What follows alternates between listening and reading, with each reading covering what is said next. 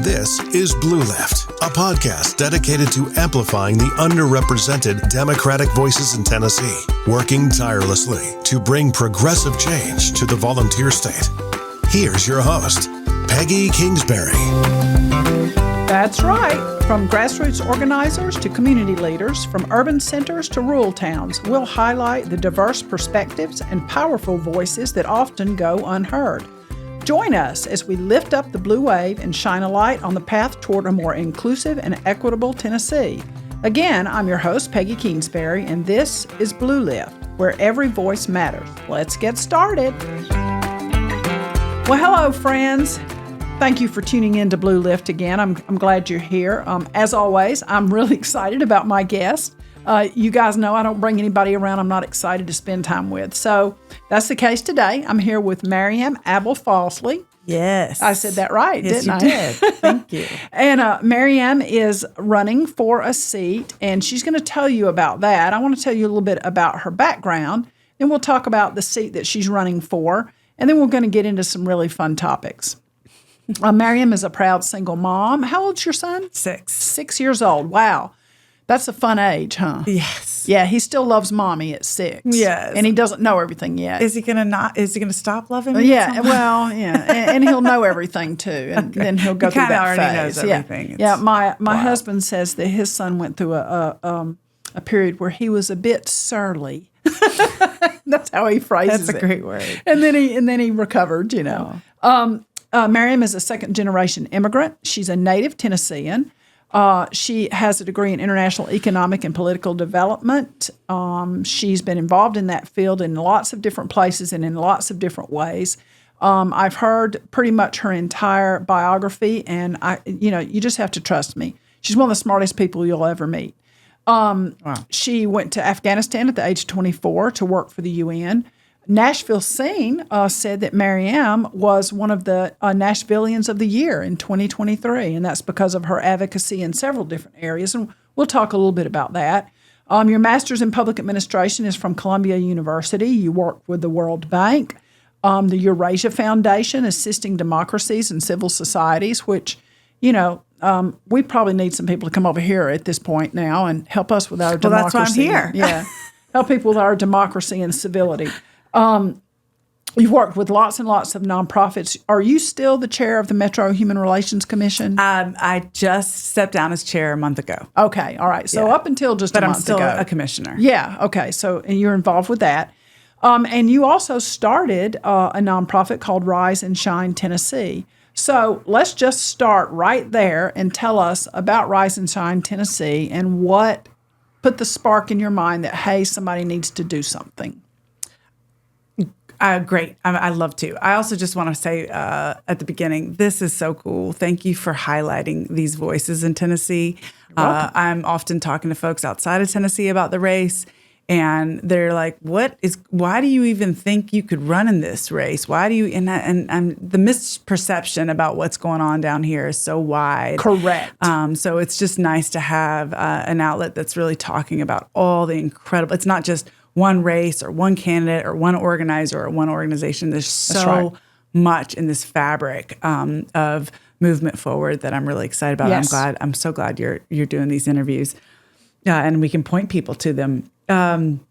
So Rise and Shine Tennessee is just the greatest thing ever. It was an organization. So I threw that rally with neighbors and friends and family after the Covenant School tragedy, where 6 people were killed, and we threw that rally 3 days later. It was very crowdsourced, very of the community. Friends, families, neighbors, organizations, everyone came together to do it, and thousands of people showed up. I mean, there was clearly a need inside of us collectively as people to come together, and this tragedy just catapulted that into form, and it became a movement. And organizations came out of that day and out of that tragedy, and one of them was Rise and Shine. And I started it because there was just a lot of energy coming my way of like, okay, I'm ready to go. I was telling people they need to show up at the legislature because I had been there the previous session and seen how empty those rooms are, how empty those hallways are. And when I was speaking at the rally, I was like, promise me you'll be there. when they're making these decisions, because right now they're doing it to an empty room. And so people were ready to go. Okay, we're going to show up. We're ready. And they were kind of asking me, how do I do it? And what's the bill process? And how does a bill happen? And what's the committee? So I thought, it's time. An organization needs to handle this. I can't do this on my own. So of all the people that were messaging me and getting very, very active and committed, I sort of gathered them in my living room. I said, this is my idea. I want this organization to go after the opportunity, freedom, and safety of all Tennesseans. The vision was, everybody gets to rise and shine in Tennessee. There was times growing up where I felt like I had to rise and go under the radar in Tennessee. And that is why. Yes. That because I was Iranian American, and sometimes there was bias against that. There was negative statements about that. It was the 80s, and kids can be kind of mean sometimes, and they made me feel bad. So I wanted to be clear that everyone gets to rise and shine in Tennessee, and that's the vision we have. And so obviously I was thinking a lot about kids when I created Rise and Shine. Yes. That's the focus, obviously because I'm a mother, but also because the tragedy and everything brought a lot of parents, aunts, uncles, grandmothers together about protecting our children. So yeah, it's an incredible organization, and we were there. We were there for every day of the special session. We were there so much of the actual session. We were doing bill reviews, hours and hours of bill reviews, and putting them out every Monday morning, every Sunday night. You would get an overview of the bills that were happening. I had friends across the country. They're like, I've never seen such a comprehensive bill review that y'all do. If it was criminal justice, if it was repro, if it was anything impacting like the economic well-being and security of folks, and then of course safety and freedom. So just, our legislators love to target the LGBTQ community. So if it was anything against that, just anybody that was being discriminated against in any of these bills, we would highlight it. Now, will you be doing that in the upcoming session? So I had to step away from Rise and Shine to run for office because it's a 501c3. So it has its own board and an interim director, and I believe they're making plans for the organization. So I'm not entirely sure where they're going with everything, and we'll be able to check in hopefully after the race is done. But I assume so. You'll be in Washington. I'll be on my way to Washington, and I'll say hello and ask them what their plans are. Right. Yes. Well, I hope so, because I did find those things very useful, and it is interesting how many bills you mentioned targeting different groups. It is so interesting how many bills passed that were designed to take something away from somebody, and how few passed that actually gave something to Tennesseans to help them. What a great way to put it. And I was struck by that, and I thought, good Lord, this is what they've done this entire session. Who can we take something? Who can we take something from? And limit somebody's ability to be themselves. Who can we hurt? Yeah, and what's important there, and I think that's a great point. It's not what handout can we take. It's literally what right can we take away from people, to just be who they are. Freedom. Yeah. What freedom can we take away from people? It wasn't even like, oh, we can't afford this, so we have to take this benefit away. No, it was just the ability for a person to be in Tennessee. Yeah. Well, and so the office you're running for is? Yes. So I am the 5th Congressional District Democratic candidate, and I'm running against Andy Ogles, who is the incumbent right now. And a lot of people around the country know who Andy Ogles is, don't they? They do. Why is that? Yes. He has an FBI investigation against him. They recently confiscated his phone and are looking at his emails and his texts. He has a series of lies, I would say. One was, the biggest one probably is that he gave himself, quote unquote, a $300,000 loan in 2022 during the election and filed that in the FEC filings, and then came later and amended that and removed that $300,000 and said actually it was just a $20,000 loan. And that's just a big no-no. You cannot pretend that there's money there and then take it away.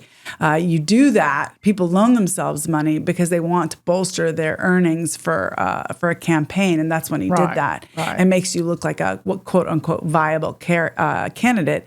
Well, that's just fraud. And so that's unfortunate and a big deal. So I think it's related to that, but there's probably something else going on that we don't yet know about. Part of the problem with him and his consistency in lying is that you never know what you're going to wake up to the next day. So this is the stuff we do know about, but what do we not know about? And that's what's concerning for me. True. And yes, and of course, he's done the whole inflating his resume and all the lies. Yes, so yes, he's lied about being an economist. He's lied about being a police officer. Because he took one economics class.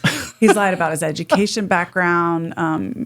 All of it. He just kind of leans into make it sound like whatever I want it to sound like, which is, again, very dangerous. Correct. Yeah. He worked to get himself elected to a seat that then he has spent almost the entire time. Every bill he's proposed has been some ridiculousness. Like he's going to bring this person up on charges and that person. Every single bill has had something to do with politics and the hate of politics, as opposed to, I'm a sitting U.S. representative and my district needs this. Exactly. He hasn't done any of that. Exactly. He gets himself on TV and he follows the Marjorie Taylor Greens of the world and just tries to kick up sand all the time. Yeah. And that's the real tragedy of all this. And that's why I'm running to win. Because honestly, the district is full of hardworking, well-meaning, majority good people, decent people. Right. And this representative couldn't be further from those values. I mean, you're exactly right. He lied to get into power, and then he has absolutely no interest in using that power to make anybody's lives better. No, he's not really governing. He's just up there throwing a hissy fit about this, that, or the other, and trying to get himself on TV. Right, to further increase anxieties, which ends up in donations and votes. It doesn't make any sense. At best, he's been on a 2-year taxpayer-funded vacation. Yeah. At worst, he's made our lives much, much worse. Right. And his vacation has also meant that, he's missed some important votes because, he's got to go to Mar-a-Lago and do other things that he likes to do. In New York. Yeah. So I want to talk a little bit about, since your race is to go to the U.S. House of Representatives, first of all, let's talk about your district. The district map looks like a child tried to make a drawing of a butterfly. It's gerrymandered to the point of ridiculousness. Talk to me a little bit about that, and how that creates challenges for you. Well, yeah, it looks like a dinosaur. I could pull it up for people. So, naturally, I think if we were to do districts in a common sense way, they'd kind of follow rivers and natural landmarks and cities and towns and villages, whatever it might be. This just cuts all over the place to the point where you can't tell if you're in the district if you look at the map. You literally have to look up your address. Right. And because the person across the street right. Right. It's in a different one. Yeah. I tell no one to eyeball it. Just go to find your U.S. House of Representative and put your address in. Now, that is the way it is because it's meant to produce a Republican victory consistently. That's why they created it that way, because we have been at the state side, for anybody listening, we have been under supermajority for about a decade. And so this is just part of their doing to ensure a Republican outcome. Now, for me, I see it as an important challenge and an opportunity because you've got rural voters, suburban voters, and urban voters, because we've got a piece of Nashville, and then we've got the suburbs outside of Nashville, and then we've got the rural part. And what opportunity that provides is, turns out everyone's been neglected. Not only are Nashville voters neglected by our current reps because they sliced us into 3 spots and none of them live in Nashville and they don't care about Nashvilleian issues, but also the rural and suburban voters have been totally neglected. We've knocked doors and no one's knocked doors there in years. I go and talk to voters that probably are right-leaning. Their representatives haven't talked to them in years.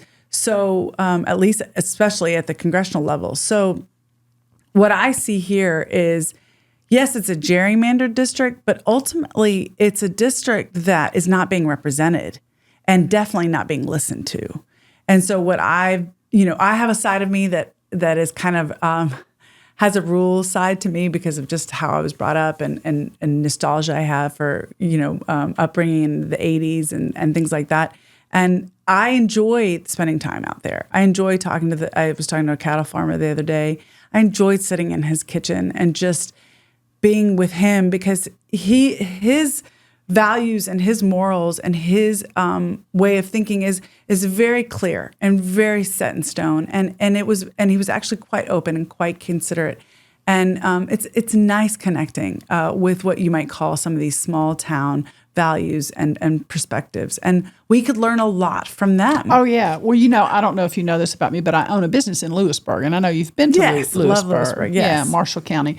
So, but I live in Franklin, so I get both worlds too. Exactly. And you're right. I mean, but there are some things that are common for all people, no matter. Right. We want to feel loved. We want to give love, and we want the people who we care for to also feel loved, to be okay, and to be okay. Yeah.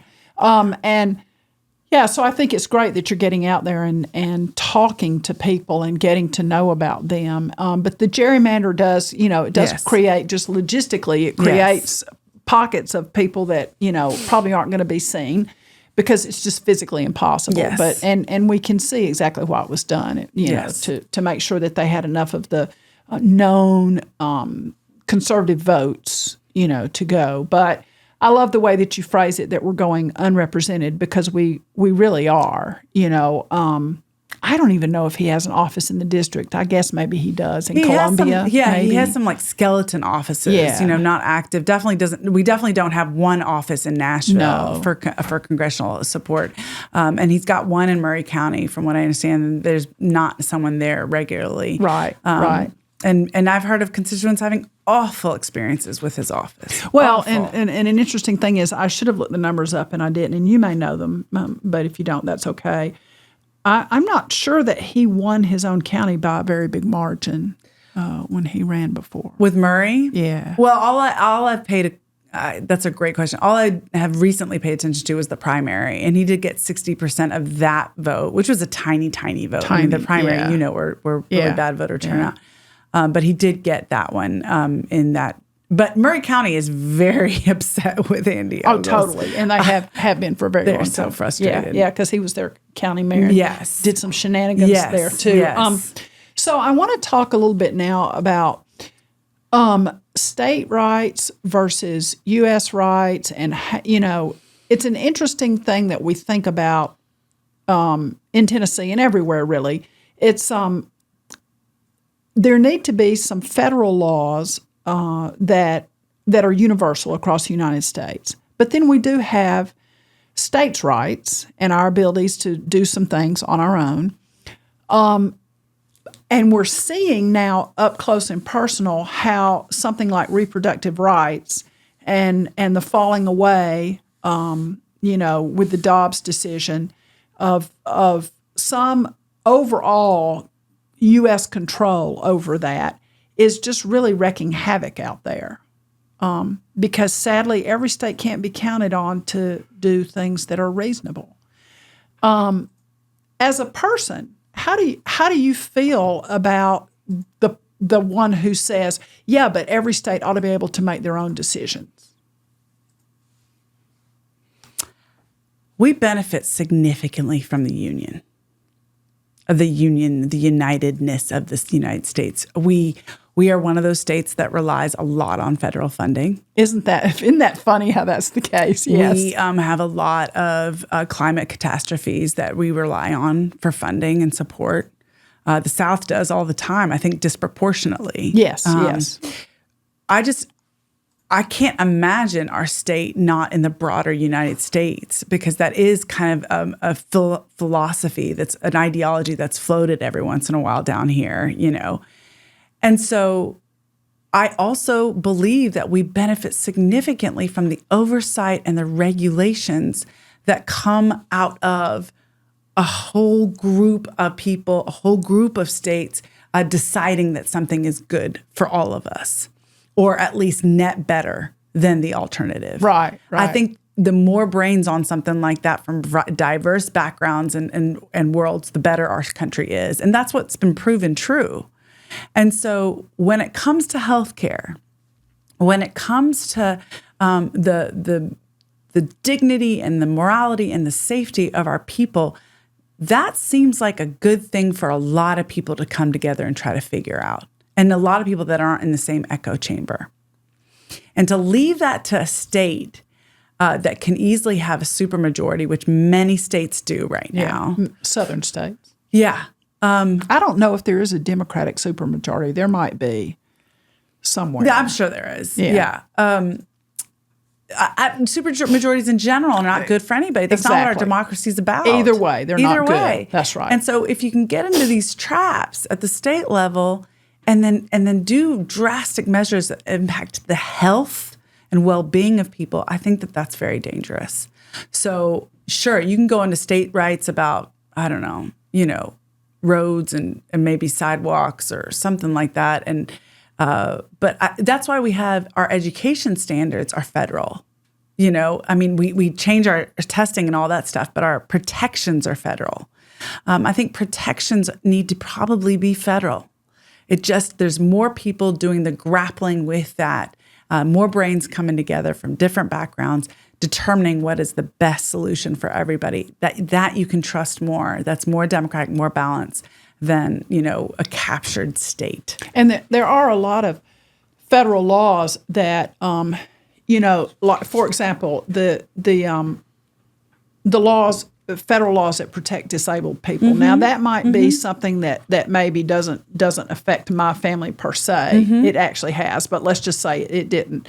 But certainly I see the value in something like that. When you may have some states that say, ramps, we don't care, right. Right. We don't care if somebody in a wheelchair can't get into the Department of Motor Vehicles or to vote or wherever, Right. So sometimes I think the federal government, I sort of look at it as like, Grandpa. Grandpa does have to say, listen now, we're all going to do this. Right. We're all going to take care of our disabled people. We're all going to take care of our veterans. We're all going to make sure that girls can play in sports, and we're all, so it's been an civil protections come from the federal level. Yes. And I do not trust us to handle those. Oh, well, I do not. Clearly not. I mean, here we are, and here Alabama is, and so clearly, to make sure that all children can go to school, right, we have to have the federal government tell us that. Yes. And I know the Department of Education is one that they're talking about. Well, we're going to eliminate that. What would that mean for a state like Tennessee? Well, I mean, God, I wish I could remember because I was knee deep in this during the year, but it's billions of dollars. Yes. First of all, billions. And we pretend like, we're so proud of our little surplus, which is dwindling quickly. And our surplus would cover that for a year. So what about all the other years? But it's also, when I delved into this, it's also the civil protections. It's Title VI. It's Title III. It's it's all the different titles. And those cover children with learning disabilities. Yes. But it also, Title VI covers anybody that's getting federal funding cannot be discriminated against based on, sex, ethnicity, race, these basic things that were settled. Religion. Yeah, in 1964. And thank you for having your eye on that, because we wouldn't if it was brought down here and if we cut off from that funding. We obviously financially cannot cut up. But I think that the goal of the GOP right now on a 10-year kind of trajectory is to slowly take the money, the voucher money, put it into private, schools and start to cut off the public schools. Yes. They can say that they don't have anything to do with Project 2025. We know different. We live it. Yeah, we are the test rat for Project 2025. We saw here. that in November 2023. They were talking about the stuff that's in that manual. Yeah, and here in Tennessee, they've enacted some of those things. Yes. And yes. they're saying, how is that working out down there? Well, it's not, because most everything that they did is in the courts now. Yes. Our legislature gets sued all the time. Which also brings up another reason for federal government. Yes. If we didn't have those courts, we'd be really harmed. Yeah. So your opponent, Andy Ogles, has some interesting ratings from various organizations, and this tells us a lot about who he is, and I think it will also inform us a lot about who you will be as our representative. He gets a 0% rating from the Leadership Conference on Civil and Human Rights. being Wow. being mean and excluding groups has become like a badge of honor among him and some of his colleagues. The meaner you are, the more exclusive you are, it seems to convey, I'm on your side, and I don't know who they're looking at when they say that, but I'm on your side and I'm defending you, you victim of X, Y, and Z.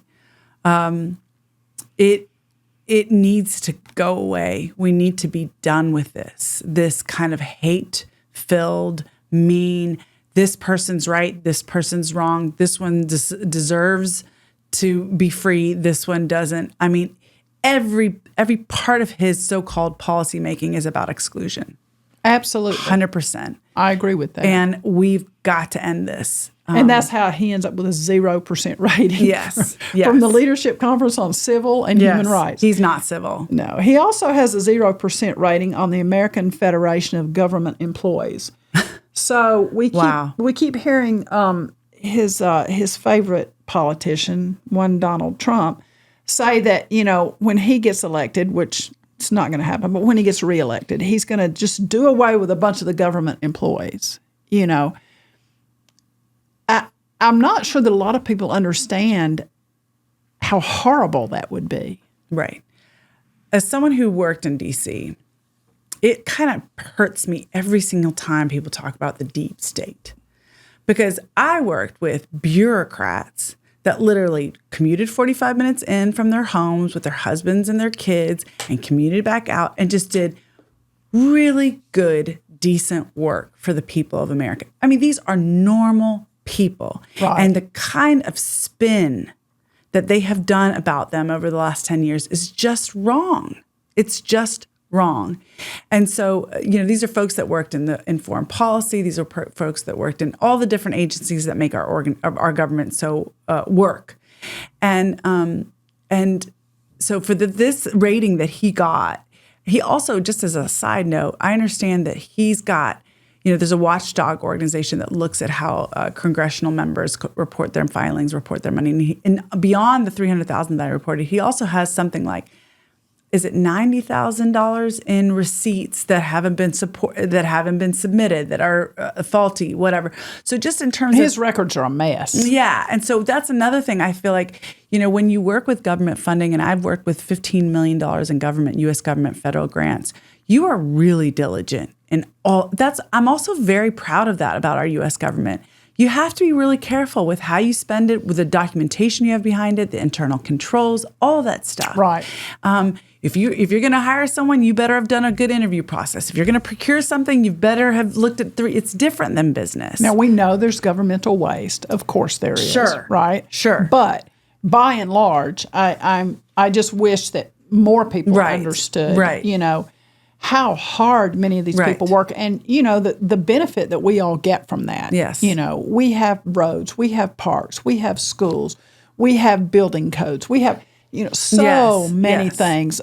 Our people who get Social Security get checks. You know, the scaffolding is hard to see. Yes, it's under the basement, but it's really important for the foundation of our prosperity. And I think you're right. Just the implication that, or just the thought that anyone would get elected and say, I'm going to fire everybody that doesn't agree with everything I say. And that's a dictatorship. Exactly. And, I have a feeling that if that were to try to happen, it would be our Congress that could put a stop to that. And that's why it's so important we have people there, excuse me, who are willing to say, no, we can't do this.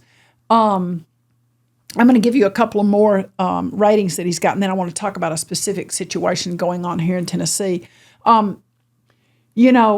I don't know. I'm one of those people that if you don't love animals and you don't take care of animals and you don't do what you can to be kind to animals, I really just don't have a whole lot of use for you. And he gets a 12% rating from the Animal Welfare Institute.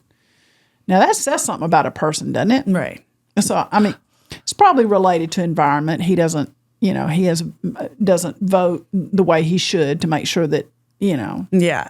that we have trees for birds to be in, you know? Yeah, and there's a lot to think about, actually, when it comes to the environment in Tennessee. Oh, yeah, and he gets a 0% rating from the National Parks Conservation Association. So this is someone who doesn't... And for the state of Tennessee, that's just shocking to me. Because we live and thrive off of our natural resources. Like, and we love...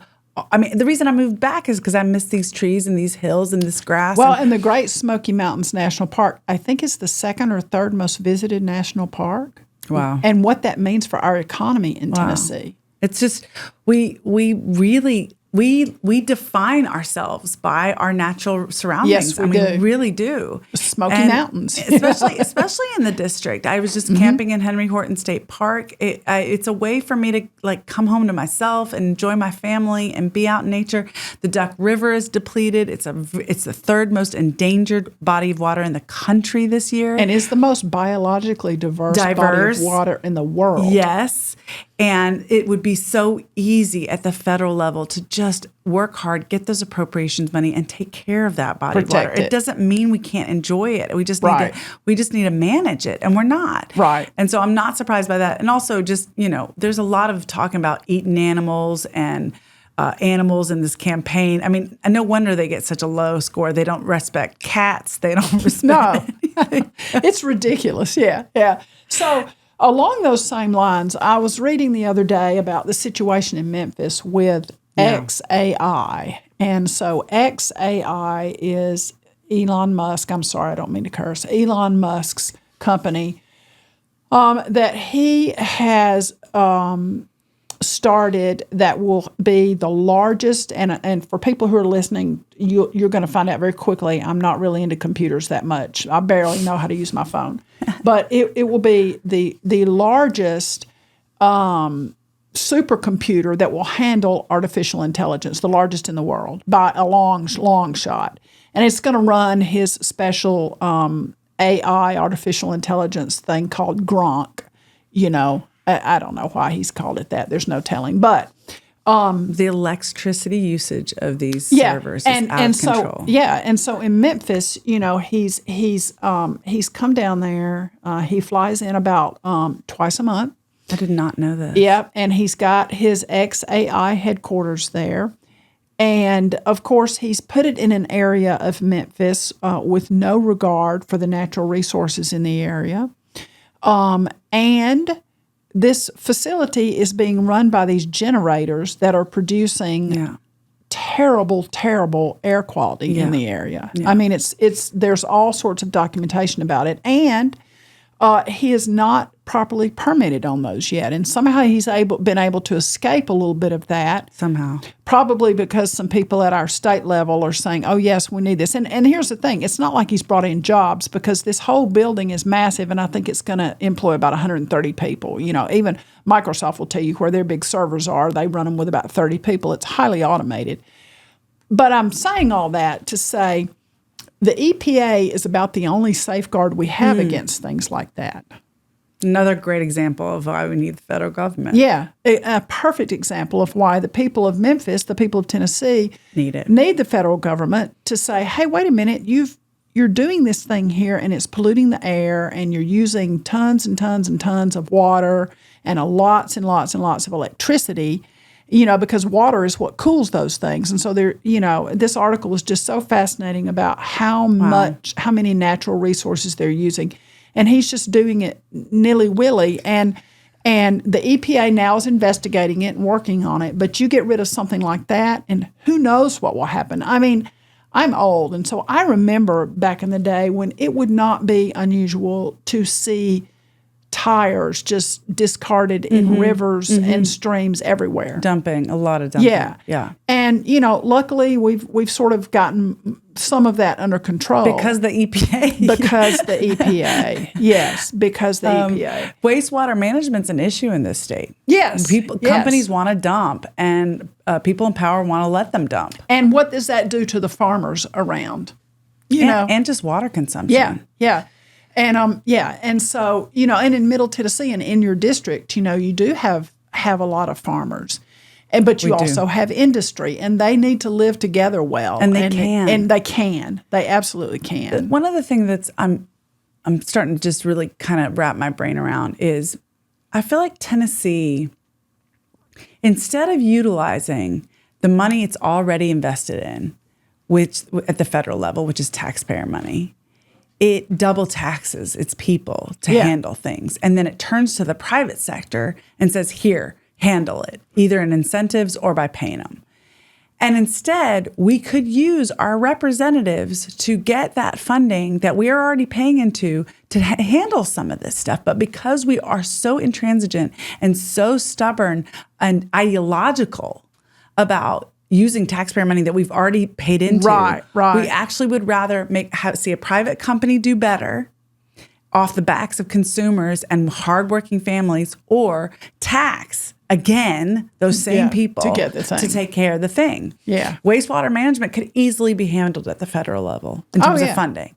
But instead, we're going to come up with some crazy scheme where we increase taxes and then we get a private company and we give them incentives and all this stuff. And it's like, or we could have just paid for it, and that's what I'm seeing a lot of in Tennessee, is a real leaning into private sector doing very well, sometimes off the back of consumers. Toll roads is another great example of that. Oh, yeah. Well, and the governor has set the tone for that, because instead of coming up with a way to use federal funds and state funds to help people who are hurting, he had to do his religious initiative and give money to nonprofits to do things. And now it's being shown, well, that's not exactly working. Not effective. Yeah. And it's interesting when you think about your role as a representative. You will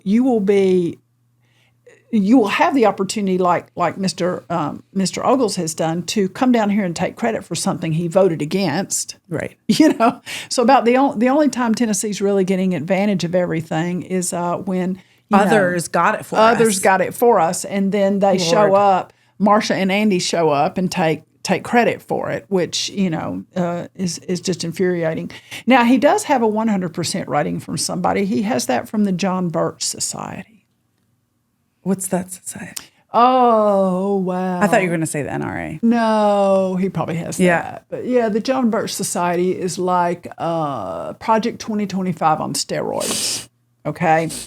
It is the most conservative group that you can possibly imagine, from the role of a woman in society and all the things. All the things. You should look that up, the John Birch Society. And it used to be something that politicians would kind of brag about, but then the John Birch Society got so bad they quit bragging about that. But he's still got their 100% rating. So that tells you a little bit about what he's about. Yeah. And as a representative, you'll be voting on things that involve national security, and how we spend our money vis-a-vis helping other countries. So I want us to talk about Ukraine. Mm-hmm. If you were in a debate and someone said, do you want Ukraine to win the war, would you answer that question? Yes, I want Ukraine to win the war.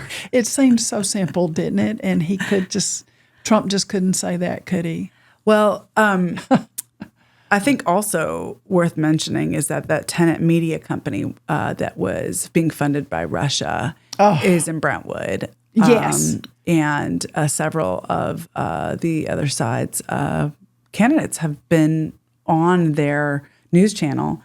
And, I know Andy Ogles voted against the Ukraine bill initially, which was shocking to me. And really, I was hearing about that from the district. They were like, why is he voting against Ukraine? Exactly. There's just nothing more important in terms of our values, especially even values on the right. I mean, the right was the one that really was anti-Russia, really strong about that. Used to be. For a very long time. Yeah. And how that has turned around, how that has gone from, oh my gosh, Russia has invaded Ukraine, we got to get some money over there, let's help these people, to not being for that. I mean, I didn't see that one coming, I'll admit it. Well, I think Kamala said some of that about relationships with the leadership in Russia for some of these individuals. From these individuals, I don't know about the whole party, but it's definitely for some of these individuals. And to think that Putin is going to stop at Ukraine No, that's the is whole point. naive and stupid. That's the whole point of this for me. It's not just about Ukraine. No. Because we know he comes from the former Soviet Union. He comes from that. And he wants that back. He wants it back. And Ukraine's a test case. Yeah. Georgia, I mean, we've seen him do it with Georgia. We've seen him, so I just think that's not the state this is much of Georgia. broader. That's the country. The country, The country yes, which of I've been to several times. Yeah. A lovely, lovely place.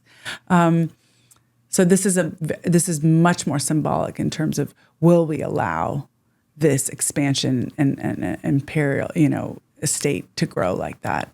One that does not respect the human rights of its own people. No. And of course, the money that we give to Ukraine should be spent appropriately, and there should be some checks and balances on that. But on all money we give to everyone, yes. Accountability and transparency. What are we giving it for? What's it supposed to do? Did it do that thing? Are we going to give more based on that? Right. There's right. also the Leahy rules, which say, are we infringing upon the rights and the humanitarian, status of people when we give this aid? And that's also really important to look at. Well, and so that brings me to this topic that's really big, but it's about this American exceptionalism and this America first kind of thing. And I know you've been all over the world and you've worked with a lot of other populations. When you hear politicians, and Ogles is one of the biggest ones, talk about America first, what does that bring to mind? Insecurity. Of course, America first. I mean, we're Americans. I mean, of course, we concern ourselves with the thriving and safety and freedom of America. Why do you got to say it? What's going on there?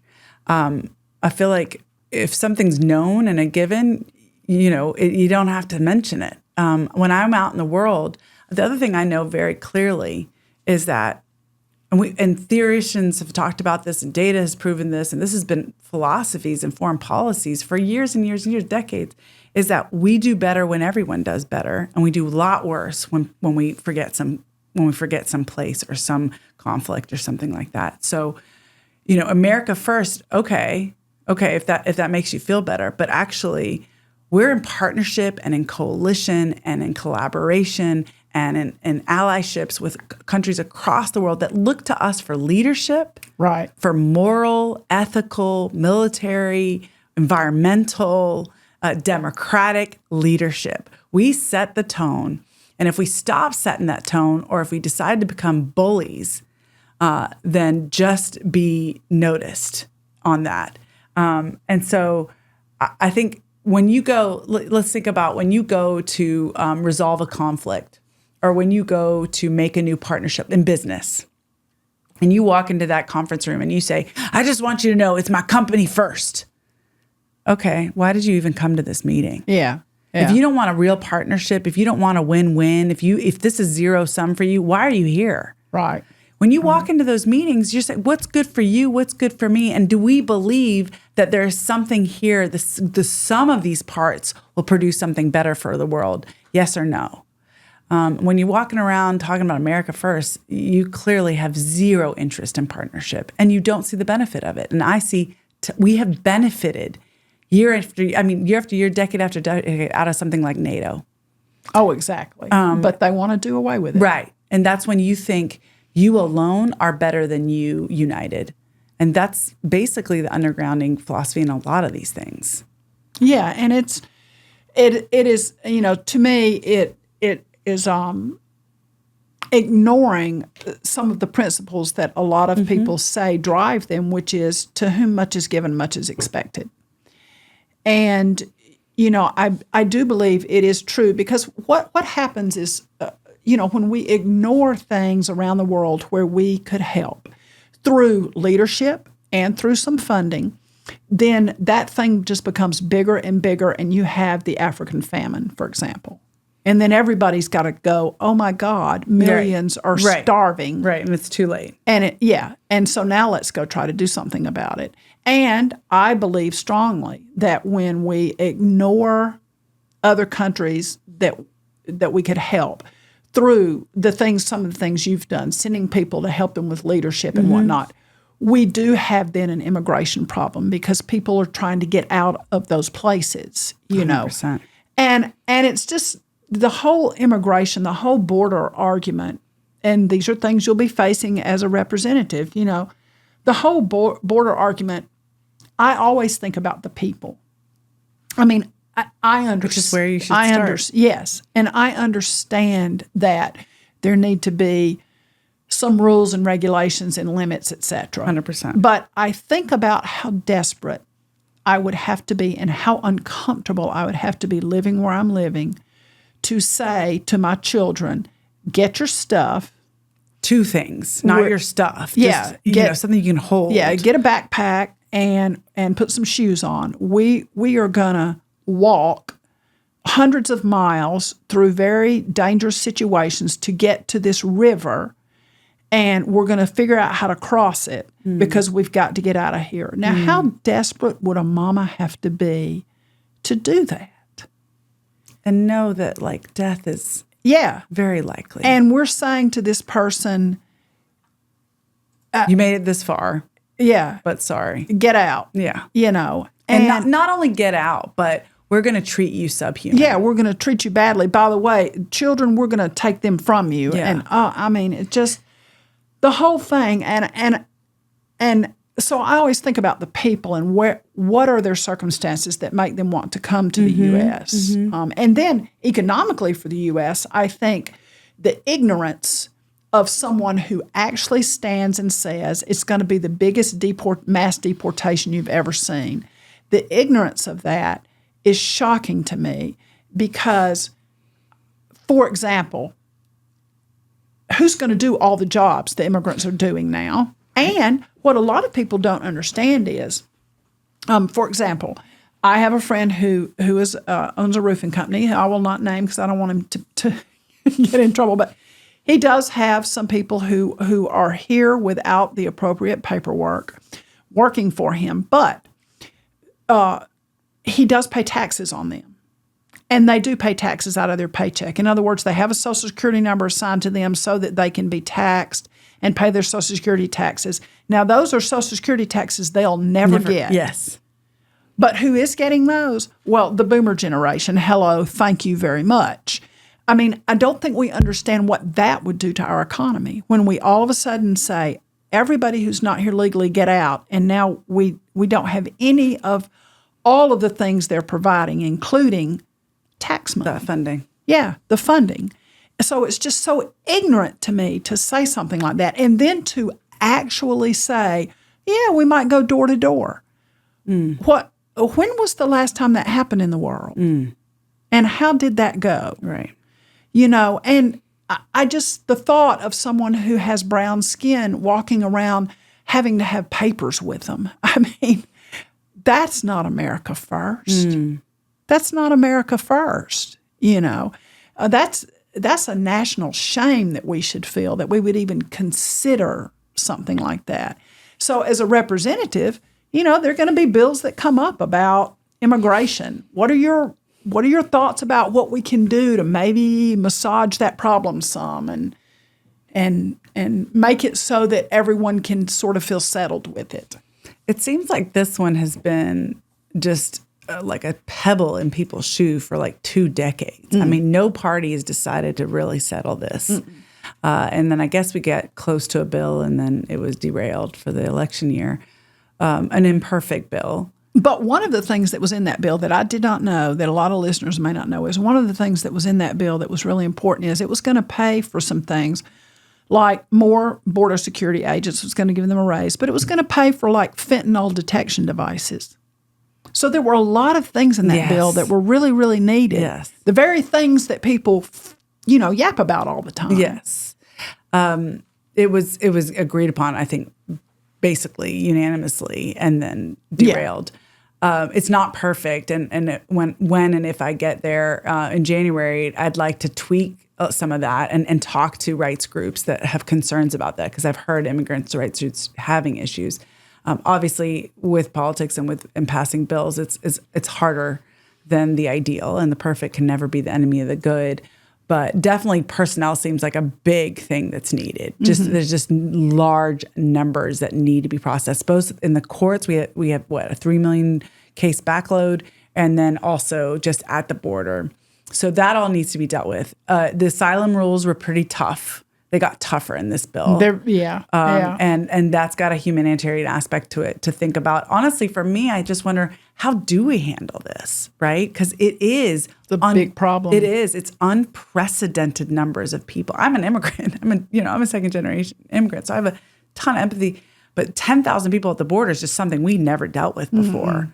No. It's just opened up quite a bit. And so I'm really open to figuring out how we can do that in a humanitarian way. And in some ways, maybe we do have to say no, which is painful and awful. And maybe we can figure out a way to say no, or no, here's another opportunity. And no, why don't we keep you here and safe and in sanitary conditions until we figure out what it is. And just not to be cruel and not to turn people away. It's not American. You don't turn people away. And so, yeah, it's about personnel. It's about resources, ultimately. Like, we've got to process these people through. We've got to get the folks that don't have documentation, get them documentation, make sure that people can live in this country. I mean, people are contributing immensely to this economy and to this society. Huge. Yeah. And it is, I mostly take it as a complete lie when any politician says they want to deport them, because half of their companies rely the hospitality industry relies significantly on immigrant labor. Well, and I think we both know it's not going to happen. He says that, Trump says that, to appeal to his base, who a lot of them are not actual owners of large companies and whatnot. But then when it comes right down to it, if he were to get elected, that's not going to happen because, as you said, the large farming operations will say, you can't do this. The large hoteliers will say, you can't do this. Restaurant groups. I mean, roofers. No big major company is going to say, yeah, that's a great idea. Let's do it. And I think the way I think about my campaign in this race as an opportunity is, why does this work as a talking point? What is this as a talking point that's effective? Because I want to understand. I think it's fear. I think that, so my thing is I hate it when politicians create a problem to act like they've solved a problem. And so then they can brag about solving a problem that wasn't a problem to begin with.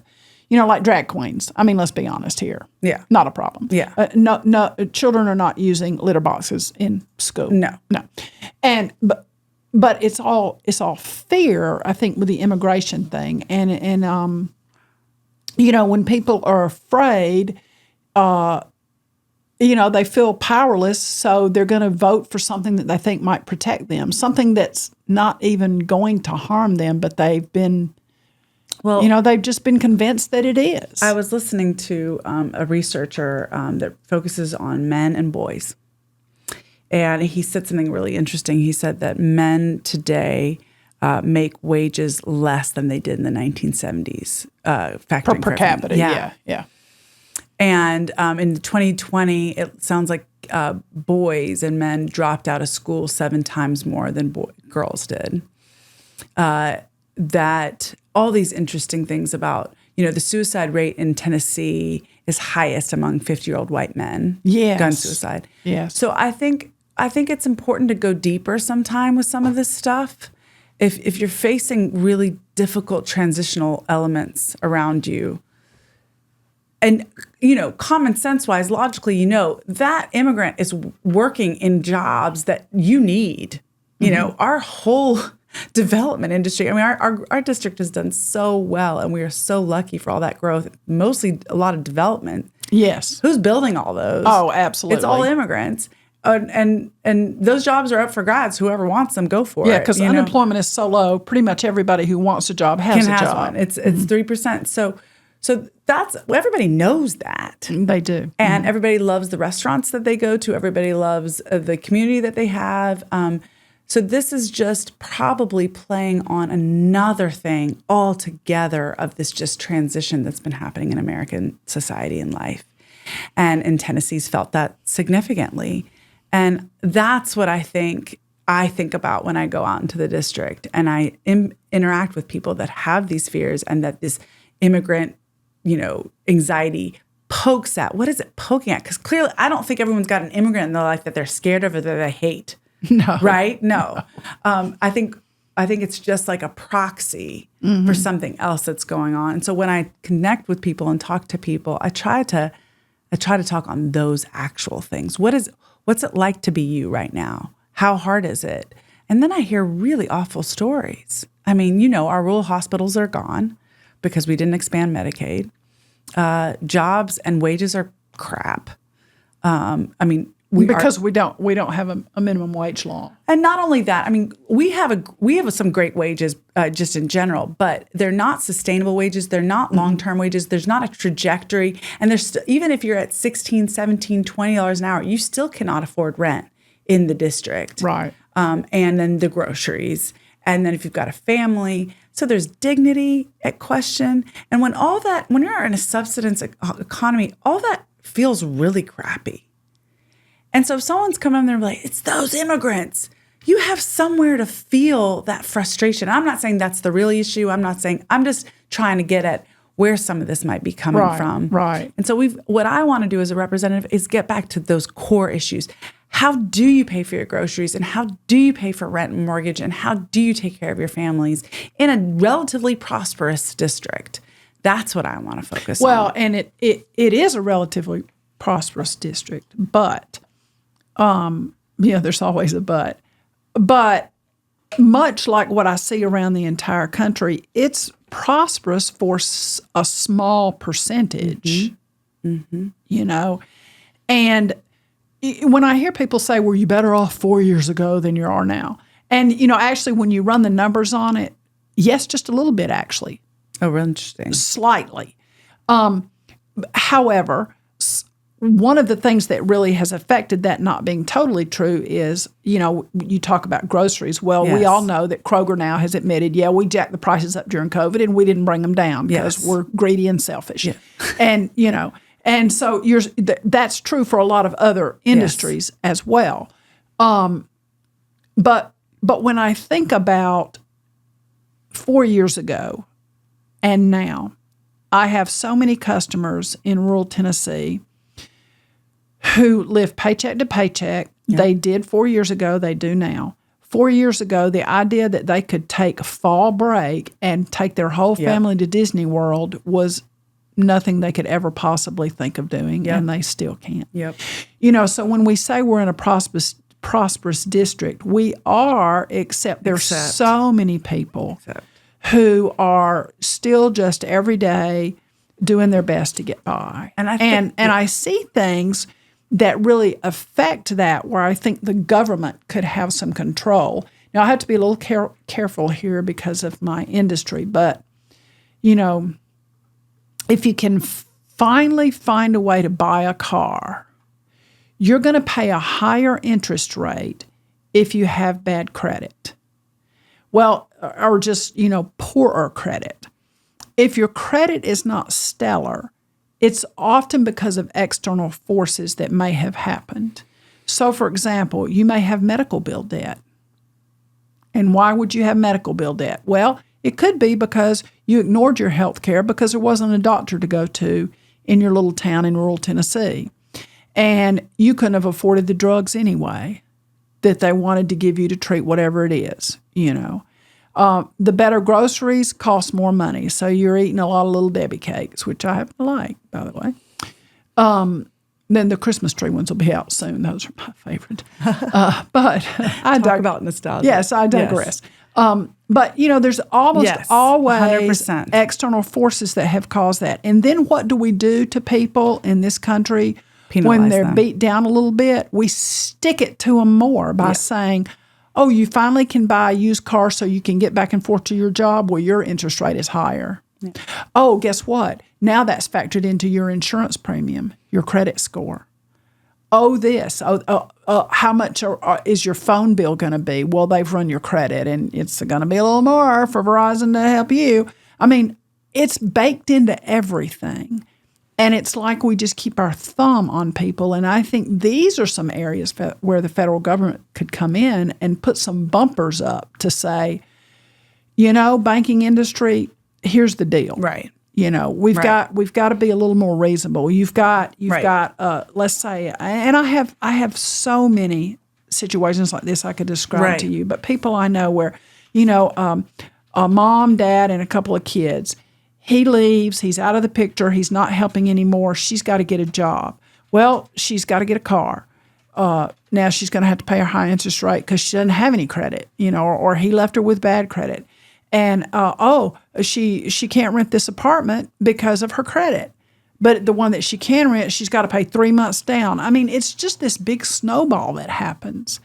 And that's where I think the federal government could step in. I think you've hit on, I think the conversation's really hit to the main issue right now.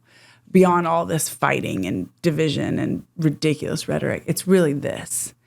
We do have a prosperous district, but I, including myself, know too many people that are living check to check.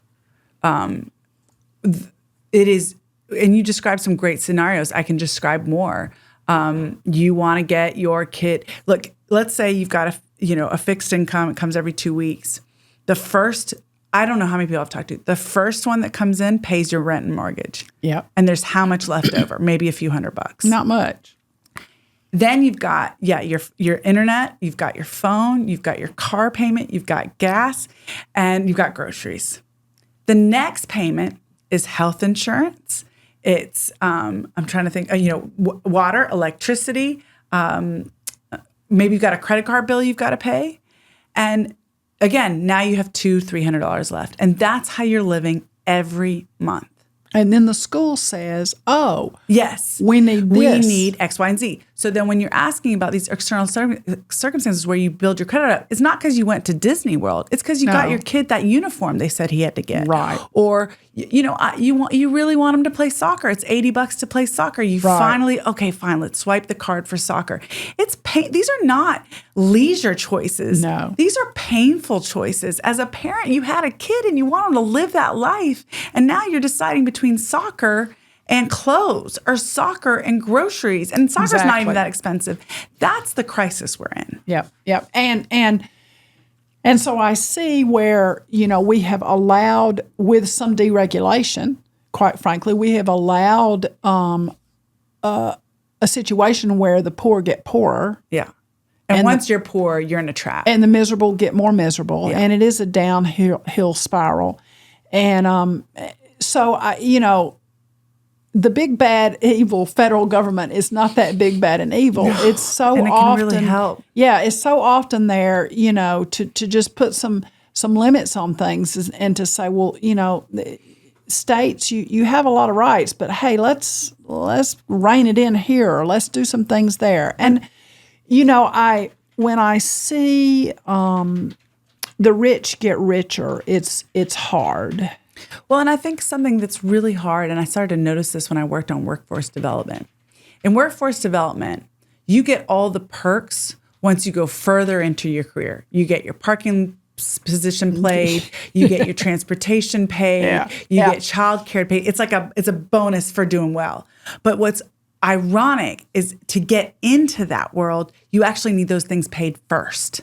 Yes. For me to have that entry-level position and start to prove myself in an office job as a lower middle class or just a middle class person, it would be great for have transportation paid. Yes. It would be great to have a little child care stipend.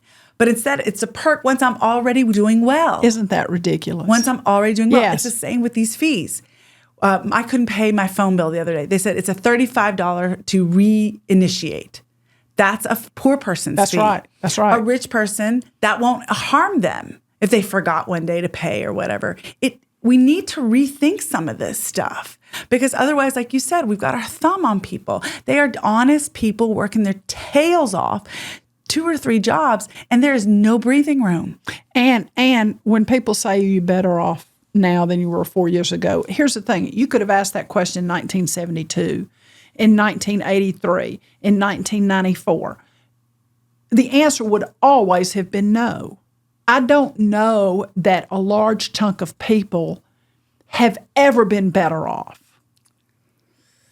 Well, the gap between the haves and the have-nots has increased. It has The middle increased. class has shrunk. It has increased. Those that are doing well are doing bonkers well. Right. But I think the core, the people who never could take their children to Disney World, I think that's expanded. Probably couldn't have done it in the 70s. But there's probably more. Certainly if they were people of color, they couldn't have. Right. I can guarantee you that. Right. You know, because we talk about putting your thumb on people. Right. Have a dark face around here. Right. And, you know, Right. and yes, and I think that group has expanded. While, you know, we live in an area, you and I live in an area where, you know, I literally have to tell people this in my insurance business when they're talking about what their insurance limits need to be. I will often say to them, well, how often do you go to Franklin?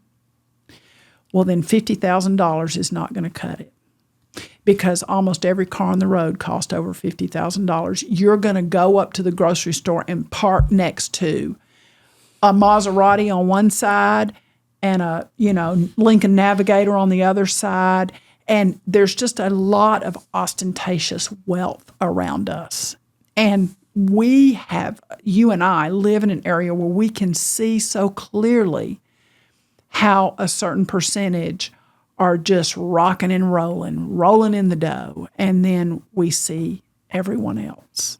Well, I am everyone else. You But know. yes, and Bellevue's a little bit different than Franklin for sure. But yes, if you're in the bubble of doing well, you're doing really well. Yeah. But the middle class has shrunk. I think with student loans especially, it is hard to do well. If you jump in there, you stay there and you do pretty well. But it's harder to get up there and it's harder to stay up there.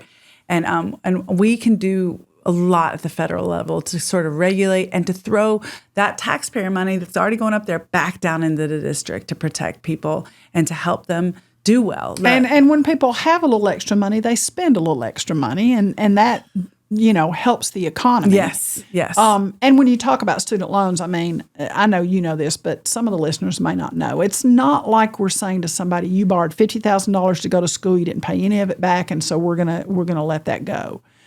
They've probably paid $70,000 back. I've been paying my student loans for 20 years. Yeah, and you've paid more than you borrowed. Oh, 10 times over. Yeah, Yes. And you know, I think also the thing that I see that I think you almost have to spend some time in rural areas to know some of these things. But like I see these payday loan companies, I know we finally put a little bit of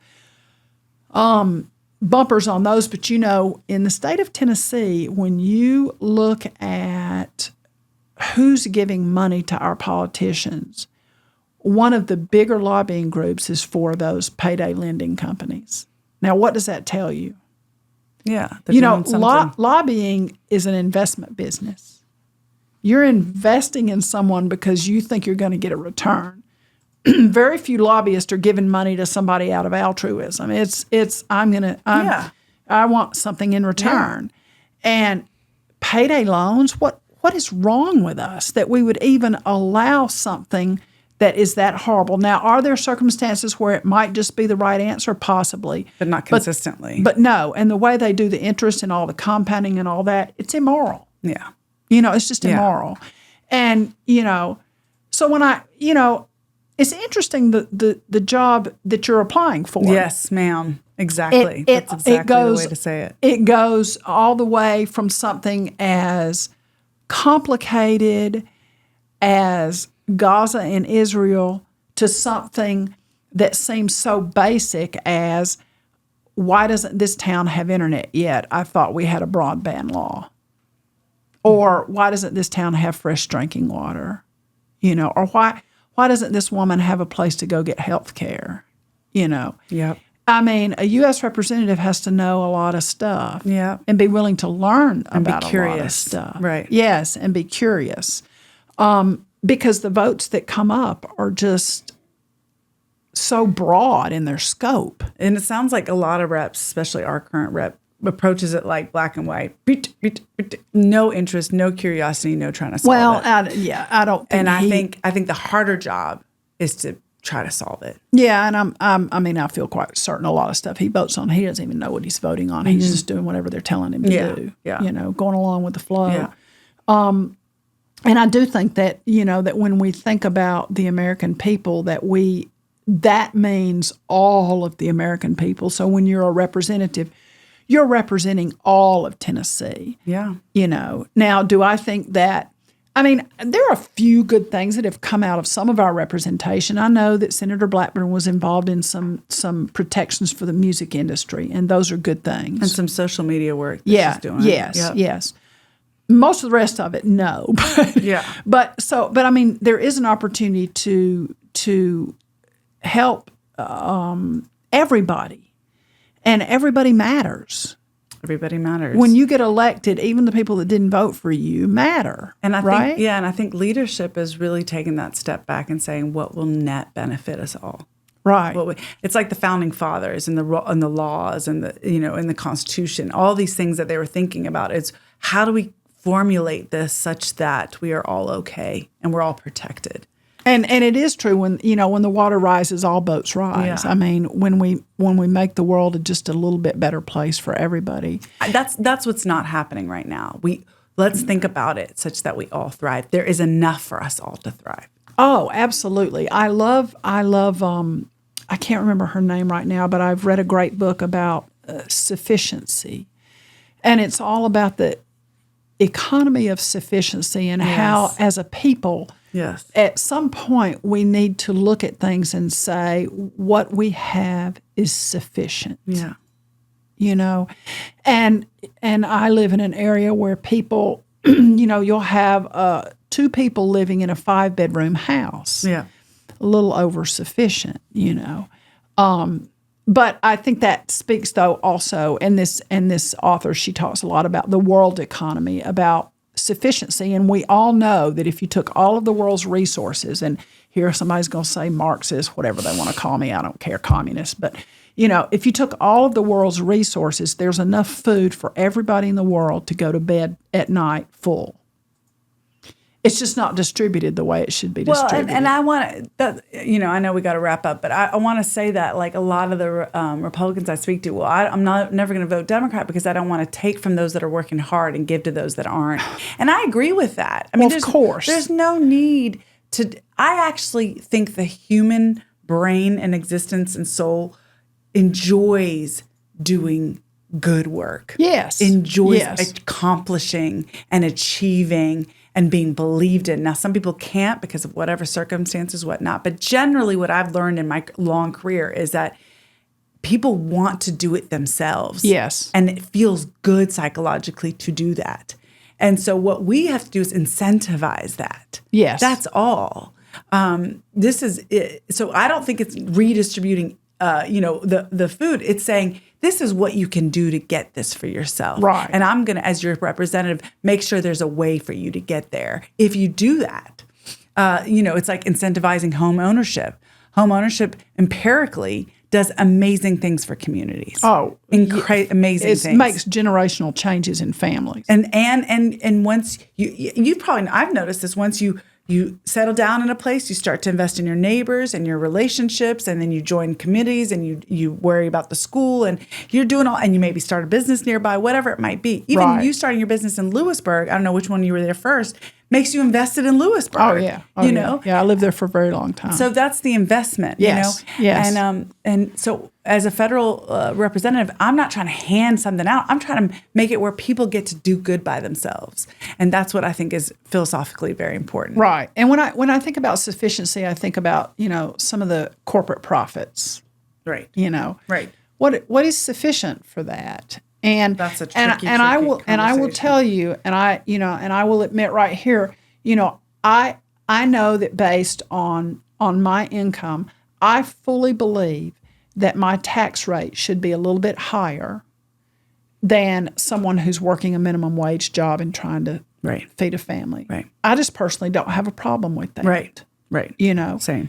And so it just shocks me that you've got billionaires who pay a lower tax rate than you do, and certainly than the person who's trying to live on minimum wage. Right. That's not right. No. That's not right. But we're going to wrap it up. Thank you for being here. Now, if someone wants to know about your campaign and figure out how to get involved in your campaign, how could they do that? MaryamForCongress.com. Maryam. as in Mary. Maryam. Yes, Maryam, yep. And we're very active on social media, Instagram, TikTok, X, whatever platform you need, YouTube. We've got all up there. We're very busy as a campaign, so it's fun to follow along and see where we are. It is fun, and I love your TikToks and your Thank X's. You. Yep. I guess always trying to communicate. Always trying to communicate. Yes. Well, thank everybody for being here on Peggy. Blue Lift. Make sure that you subscribe if you feel so led, and give me some comments on that, and like the podcast. And we will see you back next time, where every voice matters.